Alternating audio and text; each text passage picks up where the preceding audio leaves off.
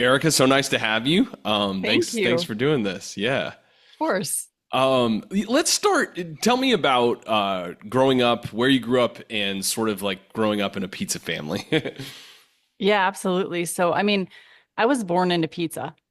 Yeah. When I was born, my grandfather had opened DRX Pizza in 1960. So the business was already well established. And I remember my first memories being like sitting on the floor of the pizzeria, like playing with my toys, like eating a slice of pizza, because like both my parents worked there and my grandparents worked there. And so it was like my whole life that pizzeria was like a huge part of our lives.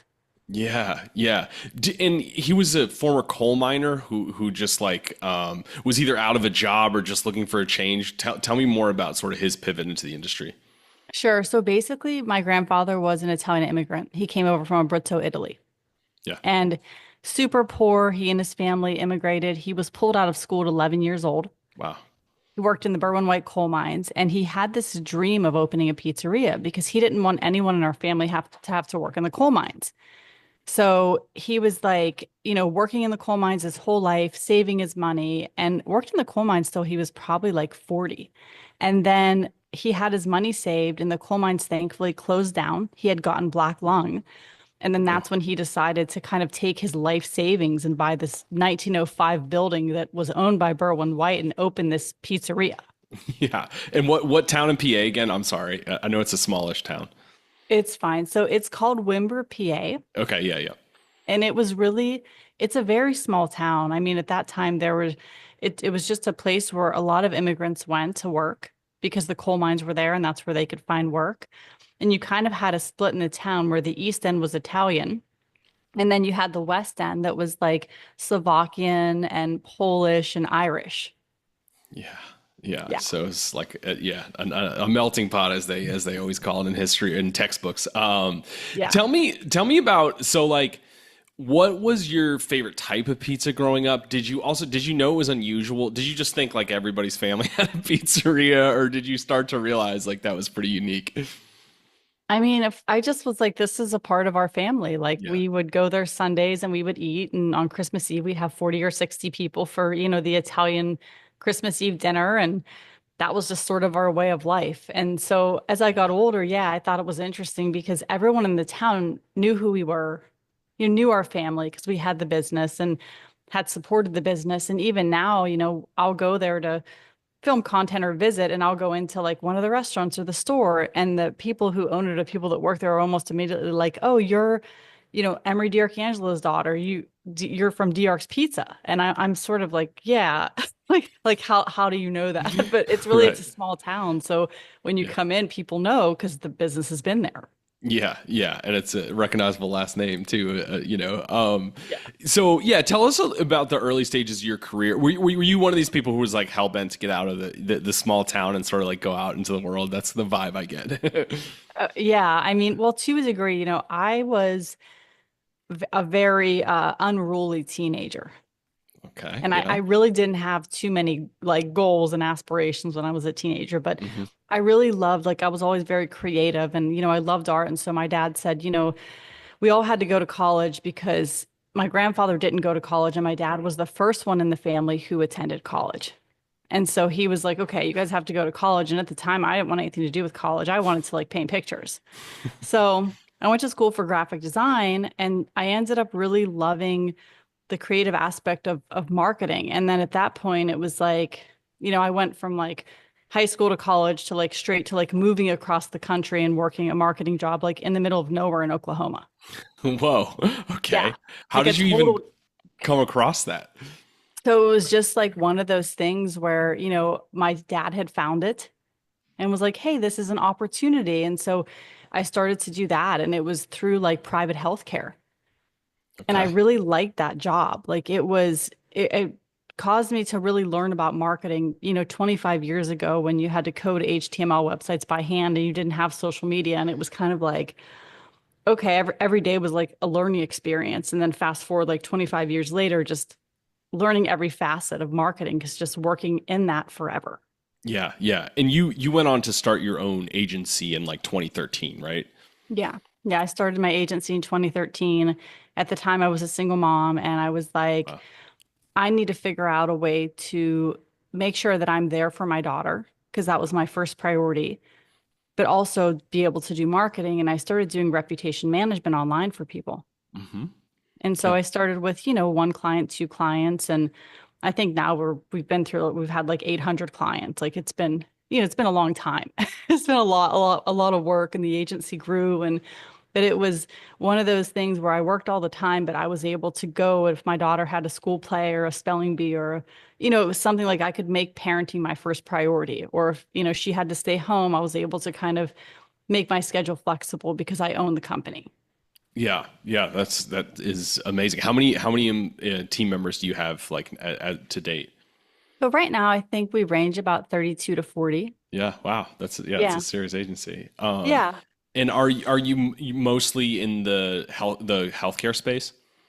I mean, we're in all different spaces, I would say. There's really not a lot that we haven't done doing this for all these years. But, Yeah, funny enough, it was like when I started to go into like this pizza venture, it was like I had become really burnt out on marketing. yeah, In fact, I went to my husband and was like, I don't want to do this anymore. I've been doing this for my whole life and I need a change. And at the time, my dad was also going through a change because he had heart surgery.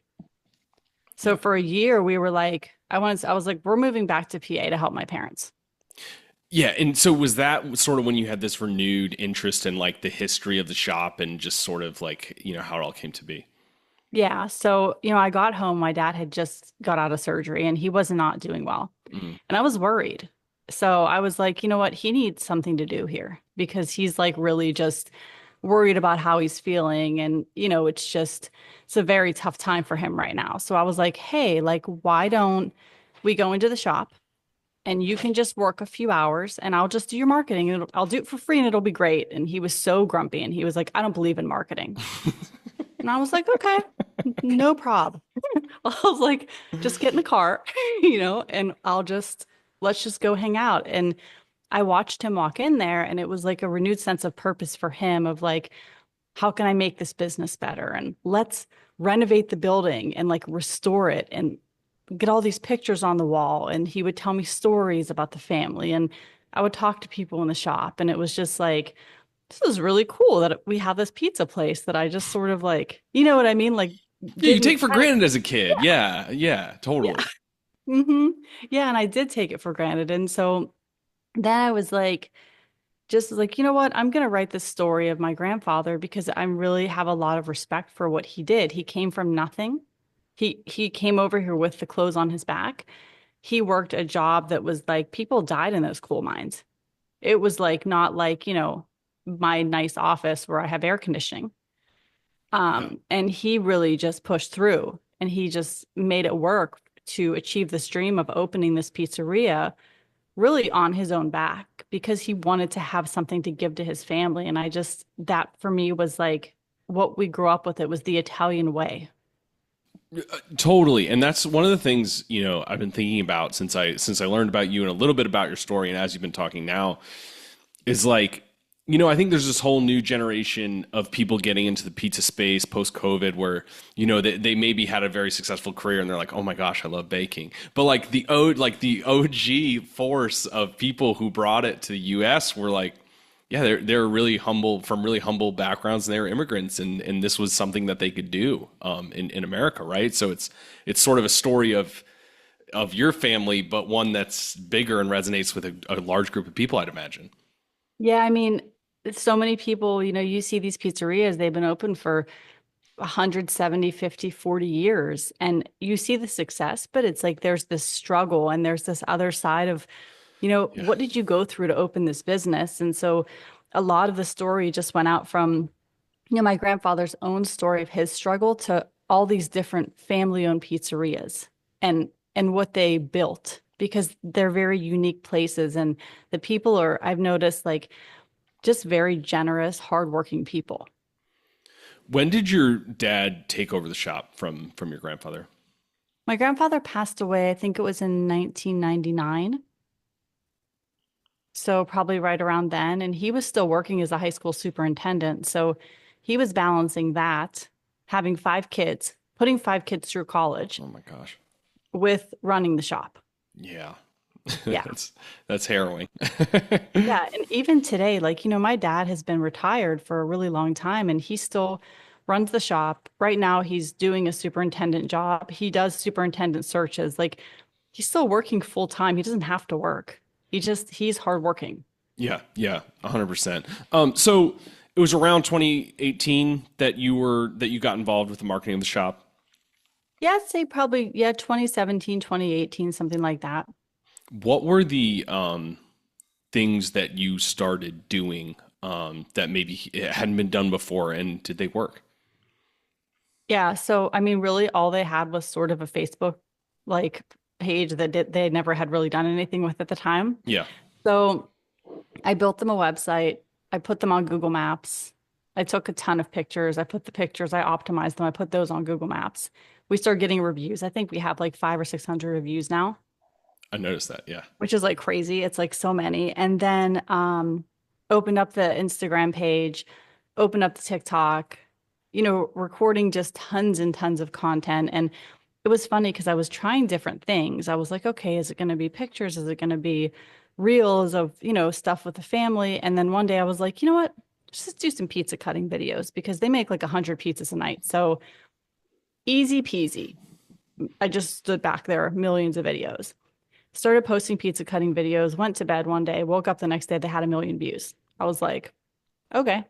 I was like, I could do this. I was like, so that just started. Now our highest video has, um, I think it's 64 million views right now. That's the highest one on TikTok. But essentially, they went viral on TikTok. And then at Pizza on Instagram, who is an amazing person, he started collabing with us on Instagram. And so all yeah. of a sudden, the Instagram started going crazy. And then my dad would be like, we're full. We have a line out the door.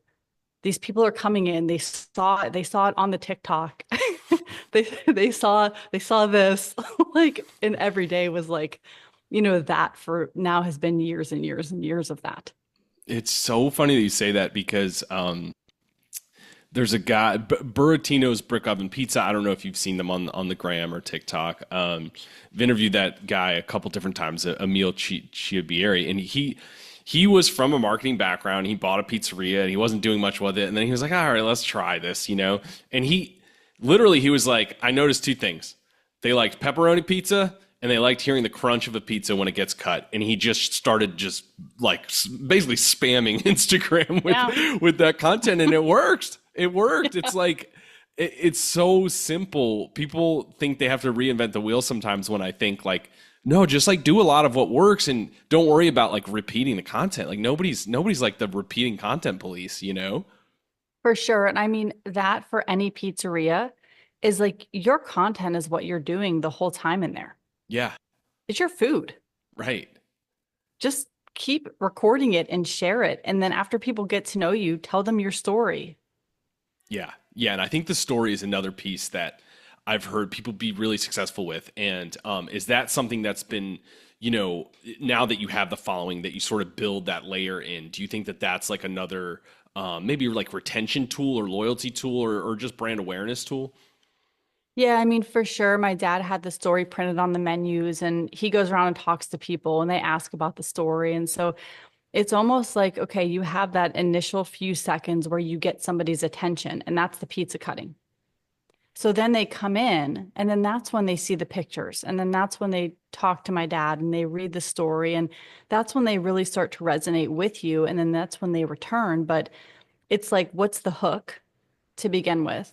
And then after that, you can kind of tell them your story because initially, I think people are very interested in what they're doing. And so it's like, okay, how does this benefit me? Oh, this is cool. This sounds awesome. I love ASMR. Like, great. Yeah. But then, like, oh, the pizza's delicious. Oh, the family's cool. Oh, look at the story. Like, this is a great place. I Yeah. now support them. Yeah. Yeah. Yeah. Totally. When did you realize that you were going to write a book? I think it was probably we were in the car one day and my father was telling me the story about it's something in the book, but it was like there was the Italian mafia in Wimber, PA, and my grandfather was building a house with my great grandfather, and they went in to visit the house to get money. And my great grandfather brought a gun out and was like, "Get off my property." And I was like, my dad's like telling me this, and I'm sort of like shaking my head. And I was like, you know what? I think I'm just gonna like write. I've heard enough. I think I'm gonna write this whole story down here. That's amazing. And you did you have any experience writing books prior to this? I mean, kind of like marketing ebooks and Yeah. like, books for the business, but it was funny because I talked to some people on like marketing books. Like I talked to the Forbes book publishing people and a couple other people, and they were like, "Why don't you write a book on marketing?" And I was like, "Yeah, I don't want to." I was like, I want to write something that I'm really passionate about, and it's pizza. So I don't know. That's just where creatively I feel like going. Yeah, yeah. And yeah, tell me what that process was like. Everyone I've ever talked to who writes a book is like it is really, really hard. It is. I mean, I obviously like I'm organized, so I outlined it and interviewed and got stories and put it together. And I'd say it took me maybe like a year to do. Mhm. And then I finished it, and I honestly was like, I don't know what to do with this. So I just let it sit for like 4 months, and I was like, I don't know. And then I was like, oh wait, I have this whole marketing background. Like, why don't I just publish this thing, and then I can just use like what I've been doing my whole life to just market it. And it Yeah. almost made me like marketing again because when I started writing it, I was like, I hate marketing. Don't want to do marketing for anyone besides like maybe my dad. Yeah. I was like, just that would be the only one. But then it was like, oh, there's a whole nother thing with book marketing that's like, making yourself known as an author and establishing yourself and getting your book out. And there's all these tools. And so it kind of became cool again because it was like something new to learn. Yeah, yeah. 100 I can totally imagine that. Um so as you began doing that, you started a podcast about pizza. Also, it's the name of the book, a story about pizza. Yeah. And just tell me about getting connected with this community and like it's obvious you really really enjoy talking to the people you do and doing these interviews and publishing the podcast. Yeah, so just tell me about like what that journey has been like and what it's been like to land some really impressive guests as well. So, I mean, this has really made me like people again. Like, I'm telling you, like I doing the relate. podcast. I relate. Yeah. Yeah, like it really has. And it's so funny because, like, when we first started, my daughter, she helps me with marketing. That's what she's going to college for right now. Yeah. So and I was like, hey, why don't you just like, let's just do some outreach and like see if like anybody will be on the podcast. Like, Yeah. let's just see. And then just certain people like responded back, and I was almost like, are you sure? Like I was almost like Rob Cervoni. I was like, do you actually you're gonna go? And like even like, Mike from Tony Baloney's, I was like, emailed him. He's like, yep, let's hop on. And I was like, okay, great. But the coolest thing is like, I don't know, just talking to like every person that's been on is like who they are and their story. And I love doing the podcast. Like I've met the most like coolest, genuine, like just really awesome people. And the cool thing is there's so many more people who have like these stories. So every week I'm like, who do we want to have on? Like, let's get like even more guests. I am I have been stunned at and granted, I have the backing of PMQ, so it's a pretty Yeah. well-known brand in the industry. So, but I don't think I've ever gotten a no Yeah. for like an interview request. And I always tell people the same, like I'm the same, like I will almost never turn down a story pitch. Often the Same. story pitch isn't like super strong, but I always know I'm like, if this person went through the trouble, like they have a story, they just may not like be great at telling it yet. Is Yeah. that something you've experienced as well? Yeah. I mean, and also to see like some of the people though at first be like, I've never done a podcast, and like they're very nervous to come on. And I'm like, look, you're just talking to me. Yeah. Like we can edit any of this out. Like I just want to hear your story. And it just, I think when they like, they warm up and it's not like this like nervousness of like, oh, the camera's running or whatever, then you really get like who they are and what they're doing. And the thing I love the most is so many of these people are like, my wife helped me, my family helped me. And like the family plays an integral part of these people's stories, which Yeah. resonates because that was how it is with my family. Like we're all involved in the business. Yeah. I could not agree with that more. I also can relate to. I'm always, I go out like well out of my way to be like, hey, if somebody walks in the room, or if you say something you regret, or like we'll edit it, man. It's all good. Like don't worry about it. Um, what do you think has surprised you most in terms of learning more about the industry and just sort of like the status quo of pizza in 2025 versus, where it was 30 years ago when you're kind of growing up and around it. So I think, now there's a couple different things. The first thing is that there's people from like all walks of life Yeah. that have really put their own creative spin on pizza. And they're really making like some really cool artisan things that like you wouldn't normally see. Like when I was growing up, we had our pizza, but it was sort of the dawn of like the Pizza Hut buffet and Domino's. And a lot of people like that's what they ate. Like when you ask them Yeah. about pizza, it'd be like, oh, Pizza Hut, oh, Domino's, which, okay, fine. But like now it's like you're kind of back into this like almost like locally sourced farm to table, like very like curated type pizza, which I really love because when I talk to people, it's like they're unique, they're artists. It's not just they're not just making pizza, it is Yeah. it is art for them. Yeah. And then I think the other thing too is just there's so many people like popping up, like whether it's like, they have pizza trucks or they just do like pop-ups and they do a brick and mortar or they're sort of in a place that has a bunch of restaurants. So that's kind of a cool thing to see too. Yeah. And I'm sure because you have a marketing mind, even if you've tried to get away from that world, I'm sure you are viewing the industry with a marketer's brain. Like, what are some things that you see, maybe like low hanging fruit that people aren't always getting right, that you would, maybe push operators, challenge them to like do a little more of? So I think the one thing like every single person needs to have is that Google local listing. Yes. That thing is gold. We get thousands of people every month looking for us and finding us through that listing. And Yeah. also just simply like, in one night, if you just have someone standing back in the kitchen and like taking pictures and you just fire those pictures on there, like that for sure. And then I think just where you are just posting very consistently on social media because before it'd be like, oh, I want pizza. Let me just like open up the yellow pages or like, do a Google search. But now literally people find things through social media. So Yeah. like if you're not posting in people's minds, you're not there. Yeah. Really.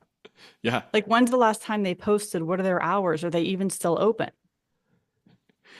You know what's so funny about that? So there's oh gosh, I'm gonna get the name of the pizzeria wrong. It's in Hmm. Cleveland. I'm pretty sure it's called Boom Pizza, but I'm confirming this as we Okay. yeah, it's Boom's Pizza. And they had this incident where somebody hacked their Instagram. They didn't do anything crazy, they just deleted it. And so they no longer had an Instagram. And I was interviewing the guy after, and they'd hired a marketing company to basically get them a bunch of followers. And I was like, what, how concerned are you that they're just going to get you a bunch of bots? And he's like, don't care. And I was like, really? And he was like, here's the thing, man. Like, when a 22-year-old opens Instagram and like looks at you and you have 400 followers, they're like, "Oh, this isn't a place. Like, I'm not going here." And he's like, "You just need a high number," and it feels artificial and silly and like you get shallow and you don't like it maybe, but it's Yeah. just the reality, Like you just need the followers. You just need the followers. So Yeah. yeah, Yeah. People do pay a lot of attention to that. The other thing too is collabs. Like I've had pizzerias be like, I don't want to collab. I don't want to get too big. Yeah, I don't want too much attention. And I'm like, no, like collabs, like it is the way of the world now. yeah. Like we collaborate all with each other. We all lift each other up. And you're talking about Instagram posts, or you're talking about collabs like on the menu, or a little bit of both?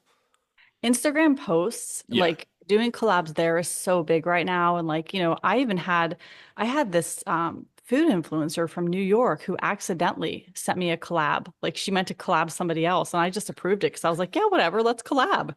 And she was like, thank you so much. I'm like, no, let's just like, let's figure it out. Let's work together. I like your page. Like it's fine. Yeah, that's amazing. Mhm. Um, and so as you've gotten deeper into this world, what percentage of like of what You maybe see where I'm going with this question. How Okay. much pizza are you doing versus like your sort of day-to-day marketing agency stuff? I mean, if it were up to me, I'd be doing 100% pizza. But, I would say it's like 60-40 on any given day. Yeah, Like I usually start my day of like, okay, like thankfully I have a really good solid team of people that are just amazing. So yeah, it's like, okay, go through all the work boards, the projects, the check on everyone, make sure everything's done, handle anything. And then as soon as I'm done with that, I'm like, okay, how can I get to pizza? Because the other area that is really big right now, it's probably my favorite platform is YouTube. what do you like about that, and where do you see the growth for the pizza space in particular? So I feel like on all the other platforms, it's just scroll, scroll, scroll, fast, fast, fast, right? Sure. YouTube like really resonates and like you'll have people watching videos that are several years old. And so it's like one of those platforms where the content really just like it stays there and it gets viewed over and over and over again. So Yeah. I've seen tremendous growth with YouTube and I just started the podcast and the YouTube stuff like I think like 6 months ago, but like, every day to like see how many people were like viewing the shorts and like looking at the podcast. And like, I think any person, when you put something out there, like I was like, nobody watches my podcast. But then like I talk to people and they're like, we love your podcast. And I'm like, what? I'm like, oh, so like there are people that watch the podcast, like they Yeah. listen to the podcast. Yeah, yeah, totally. And it is I do think one thing about YouTube that it's kind of what you're speaking to is people get a little bit lost in, you see impressions on Facebook and Instagram, you see plays, and they're these really kind of high numbers. But you're not thinking about like the quality of said things and versus like YouTube, you can have a really like you can have dozens of views, but like if 10 of those people are like really loyal listeners or followers or like that's worth so much more than somebody who their video happens to be playing as they're scrolling. You know what I'm saying? Yeah, like your subscribers, like the episode comes out and the subscribers watch it, and I'm looking at like all the likes and like people are commenting, and I'm like, people are actually interacting with this channel and they like the content, which I like putting out the content. I want people to see it, but ultimately, like, I want them to watch it and for it to, like, cause them to be happy or support their local pizzeria or just, learn about some of these people out there that have just, like, busted their asses for how many years to have a successful business and just support those people. Yeah. I found myself wondering when you were talking about sort of your dad suddenly has lines out the door. How much did business improve, and was there any part of your dad that like resented it at any point? Oh, that's a good question. So, yeah, business improved. So the first year, I think he said he saw double. Wow. Second year, he saw double. Again, like so he's quadrupled the business that Yeah, far. he's Okay. about 4x right now. Wow. I will tell you, it is very funny because he's really excited. Like he still calls me on like the way home and like tells me like who came in and how busy they were. But there have been times that I've been in there and they've been absolutely slammed, and he's just like, stop. Like don't like he would be like I would run like a little local Facebook ad like at the beginning, and he would call me and be like, do not run an ad because like we cannot handle it. Like Yeah. it's too much for us. Just so now I'm like, I don't run any ads because like I think the staff were just like, I there's too much.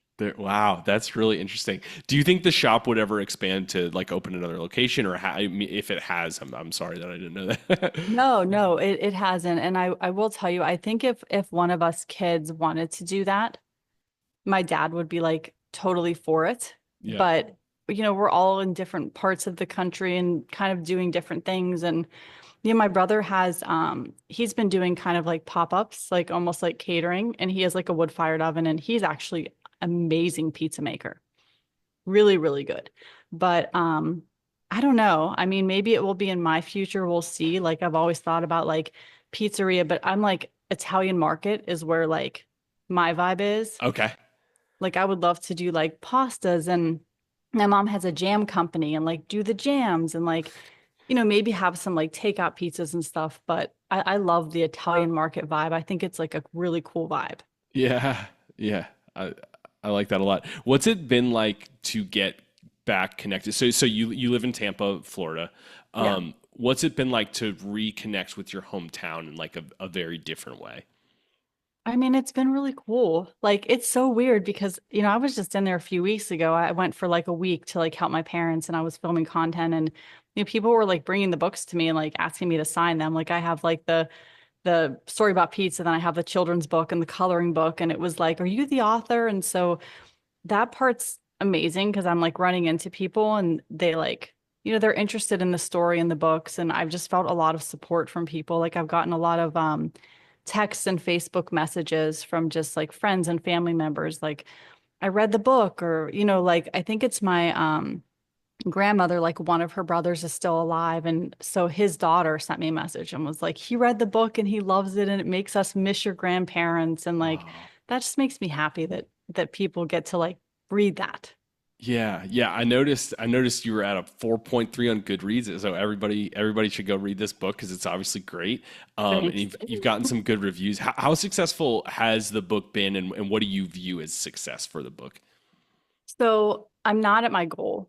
I'll be honest with you. Like I want to sell more, but I have been consistently selling books since the book came out. And it's funny because like my husband like laughs. He's like, you're a stalker because I like check my like book sales every day, like sometimes like twice a day. I'm like, where are we at?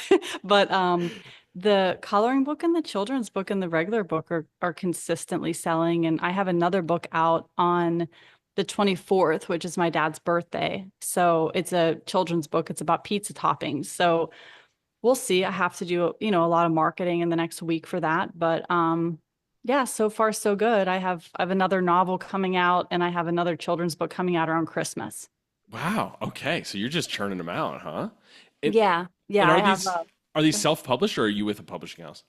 so I'm publishing with a company, Okay. but it is really run by me. Yeah. They just do kind of like the legwork of the publishing, but I'm handling my Sure. own marketing because I know how to do the marketing. Yeah. But yeah, the Christmas book is like it's about Italian Christmases, the novel, and then the children's book is also about like a children's view on Italian Christmases because we always had like the seven fish dinner. Yes. So yeah, Have it's you that. watched that episode of The Bear, Seven Fishes? Uh, I love that show. This is the most stressful episode I've ever sat. It's so good, but it's like Yeah. you're like just like gripping anything around you during the whole thing. Listen, I love it. Did you see the birthday party episode? I'm not. Okay. I in the middle of season three, I stopped for not because it's not good. I just like stopped watching. You know what I mean? When you do that, and I like can't wait to Yeah. go back. So if it's in the second half of season three, I haven't seen it. Yeah, I mean, I don't know. Maybe after the Seven Fishes episode, you stopped. It was too stressful. No, no, no, no. The next episode is literally my favorite episode of television ever. Yeah. Where he stages, where Rick, is it Ricky I didn't stages at see the that fancy one. restaurant? Oh my God, it's so good. Anyway, um, I'm good. I need to watch that one. I literally the birthday party one is really, really funny. It's a good episode. okay, okay, I got to check that out. So what's yeah? So you're kind of already alluding to like what's next. But it also sounds like you have some goals to maybe be full time in the pizza space. So like, where is this going? What are your visions for your future in the industry? I mean, I really want to continue with the books and I love the podcast. I would love to, make the podcast bigger. Right now I'm working on a different space that's just more like pizza themed. Uh huh. So I'm hoping like I have all my episodes done for like season two. So I have like I think 10 more episodes, but then in the fall I want to kind of like unveil the new space and have some really big guests on and I would love for this to just, be my full-time career and just with the books and the podcast and just really be in this space supporting pizzerias. Do you think this is like a almost like a question that answers itself just by asking it? But do you think that your experience being around people who operated shops, did the sweat equity, makes you more empathetic and like better at asking questions of these people? Yeah, because I mean, I understand their struggle. And also like on the marketing end, like these guys don't just have to like make really amazing pizza, but they have to run a business. They have to deal with employees and taxes Yeah. and making it profitable. They have to be good at marketing. So I think I bring that to the table and also just like the marketing expertise. Like sometimes I'll finish a podcast with someone and they'll be like, "Hey, can I just like talk to you for a few minutes about marketing?" And I'm like, "Sure." I don't necessarily want to do marketing, but like I'm happy to help pizzerias because I Yeah. just love them. Yeah, yeah, 100%. Well, this has been great, Eric. I really appreciate you coming on and doing this. Is there anything you want to add to the conversation that maybe we didn't get to touch on? Wow, I think we went over a lot of stuff. I mean, I'm really like, I love what you guys are doing. Like I've been researching you guys and it's really cool. Appreciate that. Yeah, Yeah. it's a really fun brand. I came on just 2 years ago, but sort of as you're alluding to, like it's literally the most welcoming, Yeah. amazing space. There's like zero barrier to entry in a lot of ways because Yeah. people are just that rad and they just like talking about pizza that much, which I really appreciate. Yeah, and like when you go there, they want to cook for you. Like I took my dad to Slice in New York and he like hooked us up. Like he brought us like pizza and meatballs and I'm like, I love this job. Like, Sean's my man. Yeah, yeah, he's great. he's one of the only people that have been on the podcast twice. So he'll probably be the first three-time guest if I know Sean. I Well, love it. wait, I didn't ask you one thing, which is really important, which is like, what is your ideal slice of pizza? Ideal slice of pizza. Well, okay, I have two. Okay, Okay, so that's allowed. my parents' place is like the traditional tray. They do like a rectangular tray and it's just the cheese pizza. But if I'm going to a place, I want like a thin, crispy New York slice of pizza, just plain. I judge everything on the plain pizza. And then Have after to. that, I sort of work my way through the menu. Yeah, yeah, Yeah. that makes sense. Wait, but Mhm. that was that too. So one is like the tray that like a Sicilian, basically. Yeah. There's just like, it's almost in between a Sicilian and like a almost like a thin tray. Okay. It's so good. I don't know anywhere else that has the same pizza as my parents' place. But it's just for me unique. But then other pizzas, just like I'm getting a New York slice. As we've been talking about this, I've been realizing that on the back half of this episode, there's a segment with me talking to Brian Hernandez, the director of the U.S. Pizza team, about Old Forge style, and we were specifically just talking about how Pennsylvania has the most niche styles. Like every little town seems to like do something just a little bit different, where you could draw a through line between all of it, but also some of it's very just peculiar. So I believe that. I believe that it's very unique. Yeah, it is. I mean, you have so many Italian immigrants between Pennsylvania, New York, and New Jersey, and so Yeah. they come over with like what they've learned, and then that's how our pizza was made. It was like what, my grandfather, great grandfather did in Italy. It's like now we have that. Yeah, Yeah. totally. Erica, thank you so much. This has been a lot of fun. Yeah. I will plug your pod in the show notes and everywhere we Awesome. can, and we'll write a story, of course, as well. So appreciate you doing this. Thank you so much. And then let me know a good address because I want to send you out some books. Oh no. Okay. All right. Yeah, I would love that. I do have two young girls, by the way, who would love Oh, the children's books. okay.